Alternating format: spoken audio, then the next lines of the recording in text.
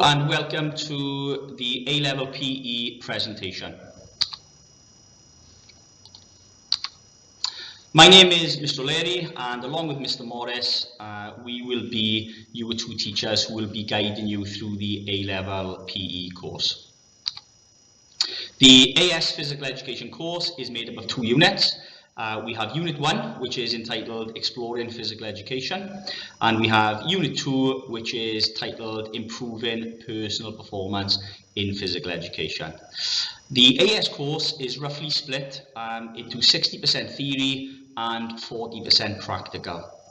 Now, you will be assessed in Unit 1 via a written examination, which will be 1 hour and 3/4 long, and you will sit that in the summer after your first year at AS level, and that will be marked out as 72.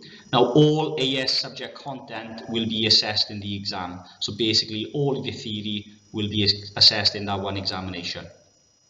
Now, Unit 2 is marked out of 48, and as I said, that is the non-exam assessment, i.e. your coursework. Now, unlike GCSE, you will be assessed in one sport.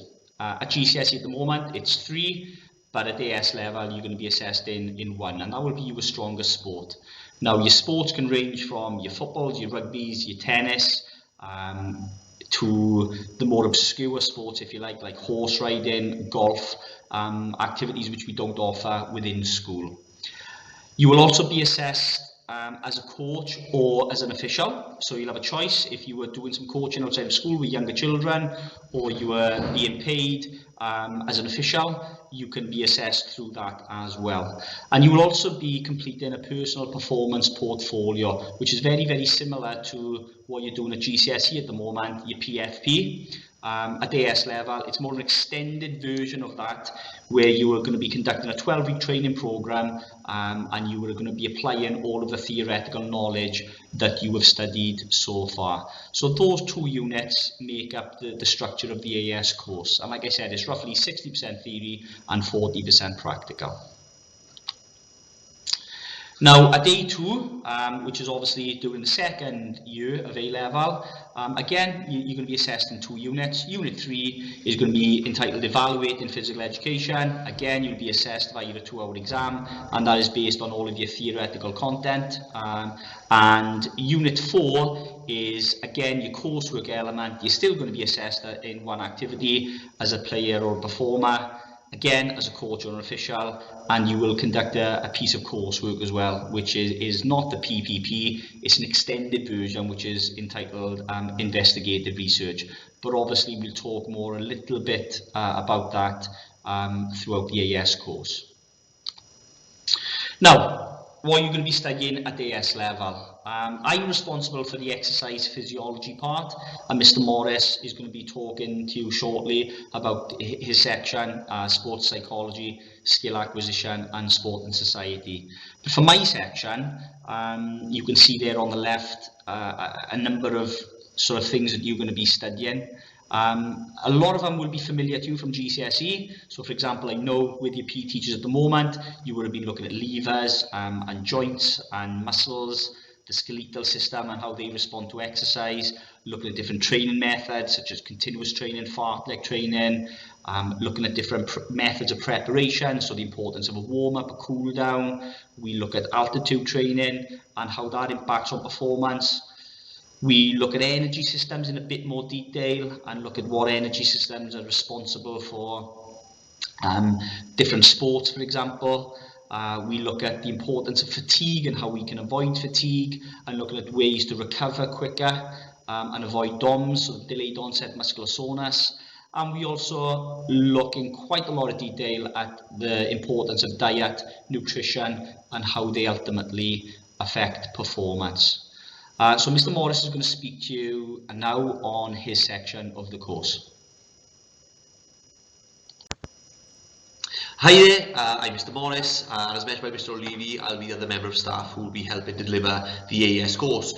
So I'm responsible for teaching three of the sections. I'll be delivering the sport psychology section, the skill acquisition section, and the sport and society section. There'll be lots of content which you would have covered at GCSE, but there'll also be a little bit more demanding content from some of the areas that you won't have studied before. So for example, one of the first things we'll do under sport psychology is we'll look at the effect that personality has on performance. And we look at some theorists such as Bandura and his social learning theory, and Eysenck and his trait theory. As well as this, we'll be looking at some topics linked to stress, arousal and anxiety, particularly looking at some difficult theories where we look to say, well, why do some people prepare well for sport? What factors link to some people maybe being anxious in sport, state anxiety, trait anxiety.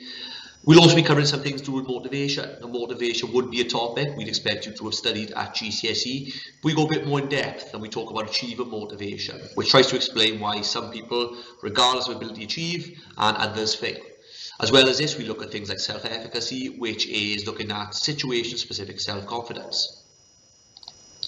So under the skill acquisition topic, again, there'll be some things you'll be familiar with from GCSE, but there'll be lots of things which you're going to further develop. So we look at skill and ability and its application to sport, kind of building on the continuums you should have knowledge of from GCSE. We'll also look at the different types of learning, the different types of guidance that is on offer, as well as the different types of practices. Some content which you'll be familiar with from GCSE, but it gives us a few more different varieties, such as fixed practices, varied practices, whole part practices, and other things as well. We'll also be looking at a topic linked to sport, culture, and society, which kind of looks at social issues linked to sport. So we look at some of the barriers that would be available in sports, or reasons why certain groups of people don't take part in certain activities, as well as looking at the history of sports and looking at the way that the public school system has impacted on modern day sport, looking at the Olympics. We look at the US model of sport compared to UK, as well as lots and lots of other content. So I think one of the questions we can help you answer is, where can A-level PE take me? Now there's lots of different routes that you could go into, whether you choose to go to university or whether it's just getting a job when you leave us at post 18.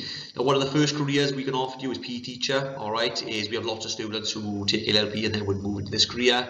We also have other opportunities. Lots of students will want to move into sports coaching, whether that be rugby or football. There's lots of opportunities at universities there. One of the more popular ones we have is physiotherapy, where students can combine their PE knowledge as well as biology knowledge to go on to work, in a career in health. We are seeing a growing market for people going into performance analysis, which is a big, like I said, certainly a growing sector, growing career. People want to be fitness trainers. We also see a lot of people moving into work with emergency services, paramedics, working for the police, the armed forces. And lastly, we see lots of students going into health sciences, things like nursing, medicine, etc. Now, just some examples of some of the previous students and current students we have in our year 12 and 13, and some of the destinations they've gone on to. We had Bobby, who has moved to a physiotherapy degree. Caris, one of our students, has moved into a paediatric nursing degree at Cardiff. Connor has went on to study sport and exercise science. Dan, sports and rehabilitation at Cardiff Met. Fionn has moved into paediatric nursing. We got Holly, who is studying sports therapy at USW. Regan is going to Lincoln to study sports rehabilitation and conditioning. And we had Luca, who also has moved into sports and exercise science degree at Swansea University. So with every intake, coming from GCSE to AS, we always have some frequently asked questions.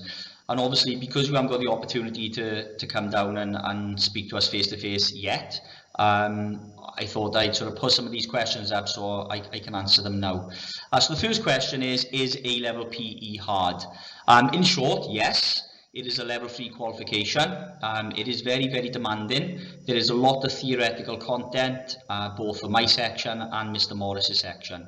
I always say this is one of my favourite phrases: you are not going to be running around in a tracksuit for 6, 7, 8 lessons a fortnight. The majority of your time, in fact the vast majority of your time, will be spent in a classroom learning that theoretical content and also completing your coursework. The reason we don't do a lot of practical is by the time you get to your standard, 16, 17 years of age, there is very little we can do as teachers to improve your practical performance. The majority of the work should have been done, obviously, when you were younger. So we will be looking to fine-tune, sort of closer to the moderation, in the spring term. But in terms of your practical, no, there will be a lot of theory, and yes, it is demanding. Will there be a lot of practical in A-level P? Well, I think I've just answered that question. There will be some. You won't be running around in a tracksuit like you do at GCSE. We will do some prac closer to the moderation in the spring term. And we will also do some practical if we need to reinforce some of the theory that you've learned.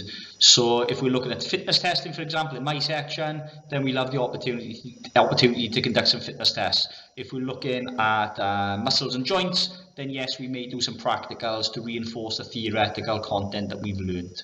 But we won't be timetabling practical sessions like you have at the moment for GCSE. What sports can I do for the practical element of the course? Basically, whatever you want to.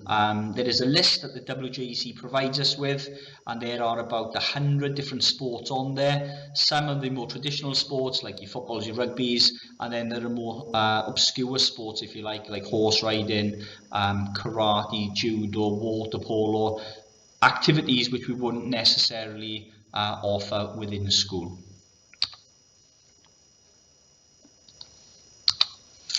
How will I be assessed in my practical sport? So obviously myself and Mr. Morris are experienced PE teachers, so we will be able to assess you on your more traditional sports. Where you are doing activities which you may do outside of school, like I mentioned, horse riding or karate, judo, golf, these sort of sports, then we would be liaising with your coaches or your instructors, so they will give us some feedback, and we will be able to formulate a grade or a mark for you based on what they say. And lastly, how many teachers will I have for A-level P? It will be myself and Mr. Morris. I will have you for around about 5 lessons, Mr. Morris for 4. The reason I have the extra lesson is because at the moment I'm responsible for the coursework element, that PPP, that personal performance portfolio, so I gave 1 extra hour for that. In terms of what you do now, any queries you have, you can message us at sixthform@tcs.cymru. The deadline for applications is the 4th of March 2022, and all application forms are available on the school website www.tcs.cymru. You will have the opportunity, hopefully, to come and meet with us face to face, so we can answer any questions or give you some further information at a later date. But that's all that remains at the moment, is for me to say thank you for listening to the presentation, and hopefully we will see you soon. Okay, thanks for listening. Bye.